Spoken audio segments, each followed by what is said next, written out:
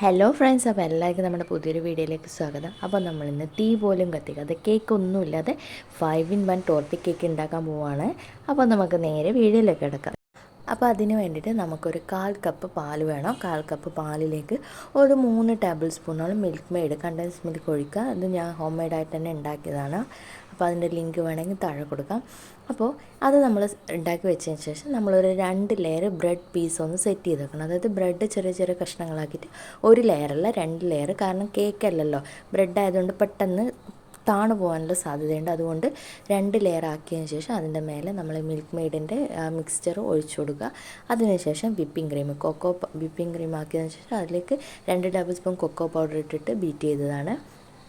അപ്പോൾ അതും കൂടെ ചേർത്തതിന് ശേഷം അത് നന്നായിട്ട് ഫില്ലാക്കിയതിന് ശേഷം തിക്നെസ് നിങ്ങളുടെ ഇഷ്ടത്തിനനുസരിച്ച് എടുക്കുക കേട്ടോ. അതിലേക്ക് ചോക്ലേറ്റ് ഗനാഷ് ഒഴിക്കുകയാണ്. Chocolate ganache 1/4 cup dark compound ചോക്ലേറ്റും അതുപോലെ തന്നെ 1/4 കപ്പ് വിപ്പിംഗ് ക്രീമും കൂടെ ചേർത്തതാണ്.